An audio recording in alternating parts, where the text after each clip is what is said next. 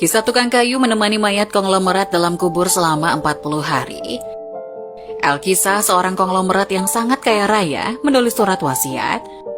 Barang siapa yang mau menemaniku selama 40 hari di dalam kubur, setelah aku mati nanti, akan aku berikan warisan separuh dari harta peninggalanku.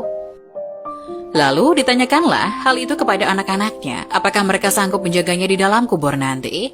Tapi anak-anaknya menjawab, mana mungkin kami sanggup menjaganya ayah, karena pada saat itu ayah sudah menjadi mayat. Keesokan harinya dipanggillah semua adiknya, dan beliau kembali bertanya, adik-adikku, sangguplah di antara kalian menemani aku di dalam kubur selama 40 hari setelah aku mati nanti, aku akan memberi setengah dari hartaku. Adik-adiknya pun menjawab, apakah engkau sudah gila? Mana mungkin ada orang yang sanggup bersama mayat selama itu di dalam tanah? Lalu dengan sedih konglomerat tadi memanggil ajudannya untuk mengumumkan penawaran istimewanya itu ke seantero negeri. Akhirnya sampai jugalah pada hari di mana konglomerat tersebut kembali ke rahmatullah. Kuburnya dihias megah laksana sebuah peristirahatan termewah dengan semua perlengkapannya. Pada waktu yang hampir bersamaan, seorang tukang kayu yang sangat miskin mendengar pengumuman wasiat tersebut.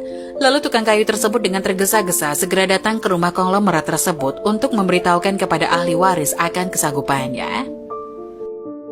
Keesokan harinya dikebumikanlah jenazah sang konglomerat. Si tukang kayu pun ikut turun ke dalam liang lahat sambil membawa kapaknya. Yang paling berharga dimiliki si tukang kayu hanya kapak untuk bekerja mencari nafkah.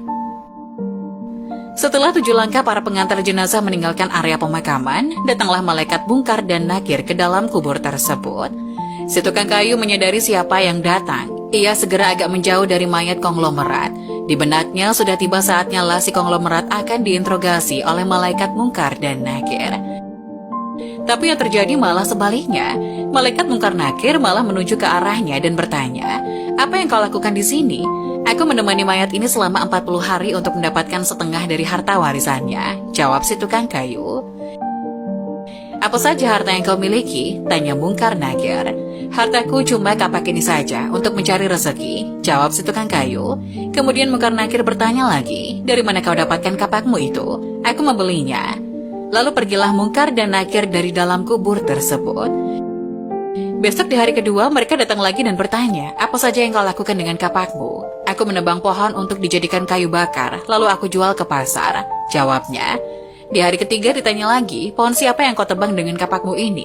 Pohon itu tumbuh di hutan belantara, jadi tidak ada yang punya. Apa kau yakin? Lanjut malaikat. Kemudian mereka menghilang. Datang lagi di hari keempat, bertanya lagi, adakah kau potong pohon-pohon tersebut dengan kapak ini sesuai ukurannya dan beratnya yang sama untuk dijual? Aku potong dikira-kira saja, mana mungkin ukurannya bisa sama rata, tegas tukang kayu. Begitu terus yang dilakukan malaikat Mungkar Nakir, datang dan pergi sampai tak terasa sekarang 39 hari sudah, dan yang ditanyakan masih berkisar dengan kapak tersebut. Di hari terakhir yang ke-40, datanglah Mungkar dan Nakir sekali lagi bertemu dengan tukang kayu tersebut. Berkata Mungkar dan Nakir, hari ini kami akan kembali bertanya soal kapakmu ini. Belum sempat Mungkar Nakir melanjutkan pertanyaannya, si tukang kayu tersebut segera melarikan diri ke atas dan membuka pintu kubur tersebut. Ternyata di luar sudah banyak orang yang menantikan kehadirannya untuk keluar dari kubur itu. Si tukang kayu dengan tergesa-gesa keluar dan lari meninggalkan mereka sambil berteriak, kalian ambil saja semua bagian harta warisan ini, karena aku sudah tidak menginginkannya lagi. Sesampai di rumah, si tukang kayu berkata pada istrinya, aku sudah tidak menginginkan separuh harta warisan dari mayat itu. Di dunia ini, harta yang kumiliki padahal cuma satu kapak ini. Tapi malaikat Mungkar Nakir selama 40 hari yang mereka tanyakan dan persoalkan masih saja seputar kapak ini. Bagaimana jadinya kalau hartaku begitu banyak? Entah berapa lama dan bagaimana aku menjawabnya.